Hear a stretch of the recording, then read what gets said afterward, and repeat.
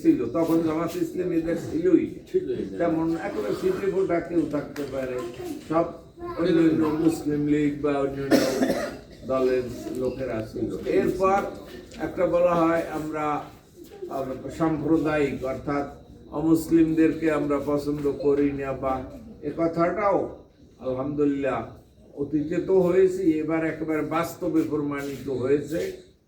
সনাতনী ভাইয়েরা, বৌদ্ধ, খ্রিস্টান সবাই দেখছে যে আমরাই তাদের বন্ধু। যারা তাদের বন্ধু সেজে রক্ষক হয়ে ভক্ষক সাজে, তাদের সে আমরা রিয়াল বন্ধু এই সনাতনী ভাইদের, এই খ্রিস্টান, বৌদ্ধ সবার বাস্তবে আমরা প্রমাণ দিয়েছি।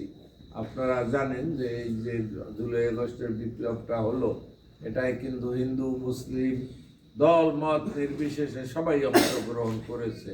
কারণ আমি সে পুরানা কথা বলবো না, কার দোষ, এমন একটা অবস্থা তৈরি হয়েছিল যে মানুষ বাধ্য হইয়া এটার বিপক্ষে দাঁড়াইছে।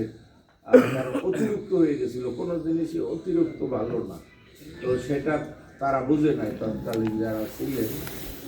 তো তারপর থেকে আমরা কিছুটা সুযোগ পেয়েছি, বাস্তবে প্রমাণ যে আমরা হিন্দুদেরও বন্ধু, আমরা মুসলমানেরও বন্ধু, বৌদ্ধ খ্রিস্টান সব মানুষের বন্ধু। আর সেই আন্দোলনে ধরেন 1400 মতো মারা গেছে লোক।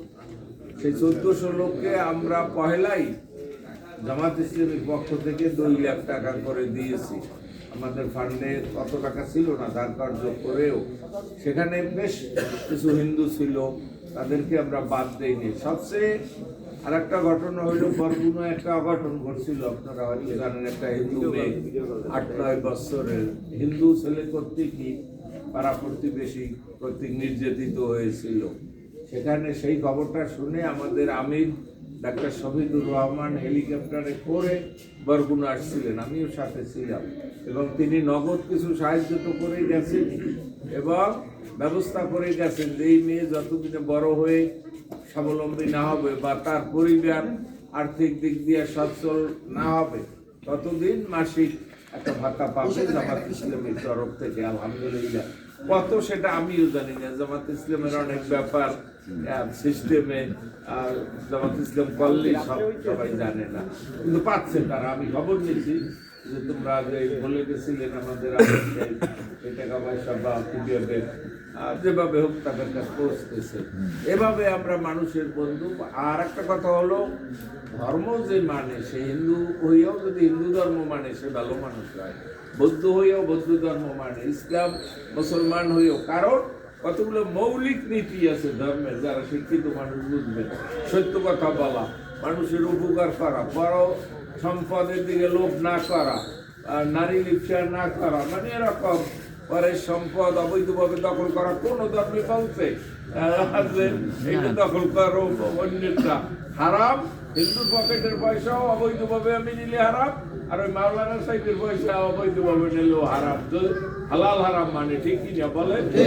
তারা হালাল হারাম মানে, বৈধ অবৈধ মানে, তারা এটা মেনে চলে। আমরা এটা করার চেষ্টা করি আলহামদুলিল্লাহ। আমি তো বললাম যে আমি গত 16 বছরে অনেক জেল জুলুম সহ্য করেছি। আমি ছোটবেলা থেকেই পারিবারিকভাবে আসলে ধর্মীয় পরিবেশে বড় হয়েছি। আর কিন্তু আমার বন্ধু বান্ধব ভিতরে বিভিন্ন ধর্মের ছিল, সবাই জানে। এই যে চান্দখালী স্কুলে আমার ফার্স্ট বয় ছিল ধীরেন্দ্রনাথ সর্দার, বরগুনা ডাক্তারি করে, আর আমি এই অবস্থায় আছি। ধীরেনকে জিজ্ঞেস করে দেখবেন, বরগুনা প্র্যাকটিস করে, যে আমি কেমন মানুষ বা ইয়ের বা এরকম আরো অনেক ইয়ে আছে। বা এই যে পাথরঘাটার ওসি আছে এখন মগ, ওর চাষার আমি এক ক্লাসে পড়ছি পটুয়াখালীতে, এখন চাষা ডাকে। তো ও বলে যে পয়লা পয়সাই দেয় না, পরে বলে যে চাষা আমার আপনার কথা বলছে, সুলতান খুব ভালো মানুষ, এখন বলে যে না আপনি ভালো মানুষ।